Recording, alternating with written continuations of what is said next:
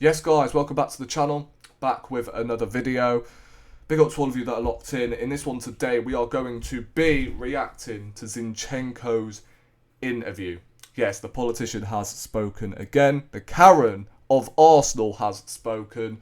And in this one I felt like I had to react to it. Although it's not really an interview, it was a section from his autobiography that is yet to be released. But we're still going to be reacting to it anyway, so yeah, let's not waste any more time. Let's dive into this shit, shall we?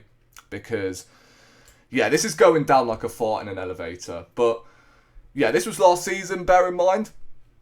And he said that it was easily the worst season I ever experienced as a professional. The sense of rejection, you feel if your manager no longer believes in you, you can take the stuffing out of you, even if you're the most resilient guy on the planet. Ain't gonna lie, I reckon that section needs more commas, but we'll move anyway. This is the second section. Imagine this little boy who's dedicated his entire existence to becoming good at one particular thing and then finds at 28 that he's essentially no longer needed, that there are others who could do a job for him. It's not a nice feeling. So he's basically intending of knocking down better players in this current squad by just sitting on the bench on over 150 grand a week.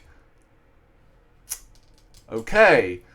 And then the last one, sitting on the bench in the Premier League for a very generous wage packet is obviously still a privilege, the kind of problem that billions of people on this planet would swap their much tougher lives for in a heartbeat. Trust me, as a Ukrainian, I'm aware of that every single minute.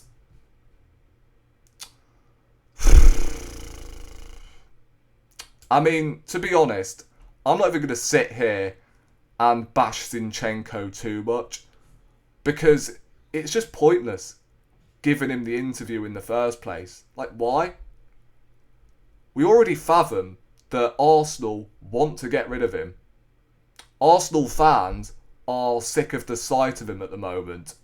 So obviously we're going to want to get rid of him. So what's the point doing this interview? Now, what he's saying is, I mean, so petulant, if you ask me. The fact he's moaning about, well, it's not him moaning, it's almost him acting a bit childish, you know, like, this has happened to most players, not just elsewhere, but shit has happened at Arsenal under Arteta's dictatorship. You think back to Aubameyang, I dare you to visit your sick mother, and then you'll get bloody stripped off the captaincy and you get bloody expelled. Mesut Ozil, we don't do politics here apparently. He got expelled because of it.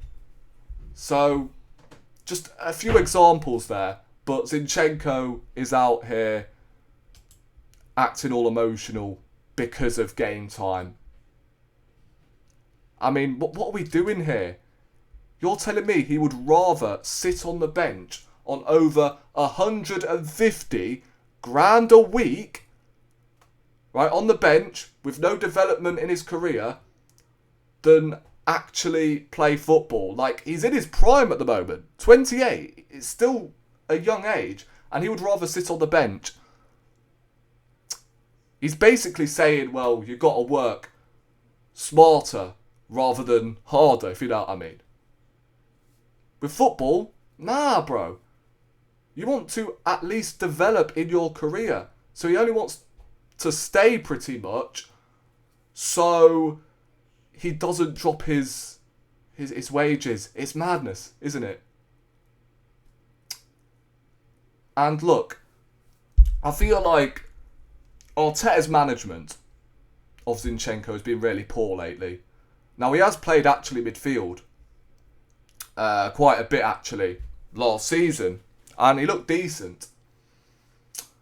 But we know he's not going to try that consistently. Consistently, he's been playing as our left back, and he's cost us back to back in 2 seasons where he got nutmegged by Trent, and then Aston Villa, where that was a must-win. If we won that, we win the league. But it cost us as well. So, listen, I know you're not a left-back, but you were playing left-back at Man City. You've won 4 league titles. Surely you have that awareness.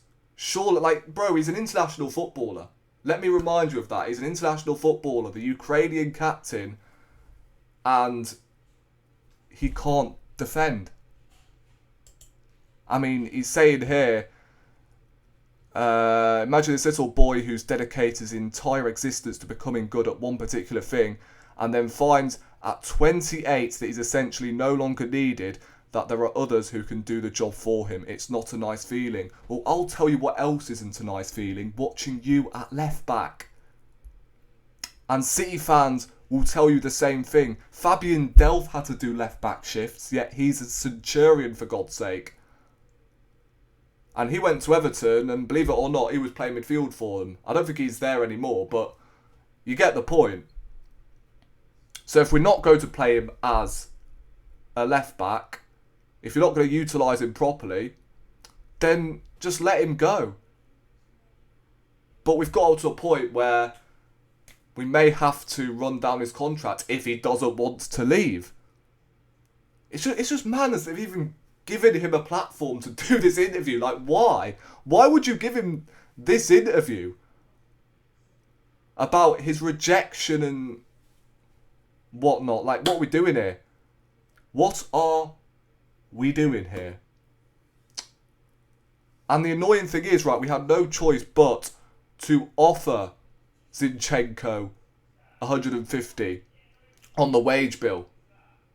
Because at the time, we've been obviously in the Europa League. We haven't even been in Europe, right, in these last 5 years. So we've had no choice but to offer these sort of players more wages. And now, once we've grown out of them, we now can't get rid of them. Because he's been on high wages. And look, as I said, players have had it worse. Aubameyang's had it worse. Ozil's had it worse. Guendouzi is another one who's defended a teammate, by the way. Just, he pretty much fell out of existence after that Brighton game. So players have had it worse here. It could be worse for Zinchenko. After those first 2 seasons, don't get me wrong, he was brilliant in his first 5 months, and it was a good signing at the time, but towards the end of the season where he got nutmegged by Trent, that finished him. And he is finished at the moment with that interview. It won't surprise me if Arteta expels him as well. Because, as I said, he's pretty much moaning about players being better than him. So, therefore, he's just going to sit on the bench and do now. He's going to do sweet fuck all. So, what can I say? I mean, the thing is, right, I still think he's got a place in this squad. I really do. But not at left back. Because in midfield, he's had some decent games. So if he has a spot in midfield, then I don't mind him staying. But Arteta, as I said, isn't going to do it consistently. So you have to let him go.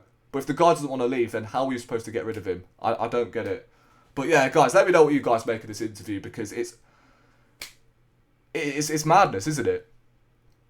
Zinchenko is not only acting petulant, but the idiots behind the scenes as well, giving him this interview, they need sacking as well. But yeah, subscribe to the channel if you haven't already. On my road to 2K, run the likes up on your way out, and I'll catch you in the next one. Bless.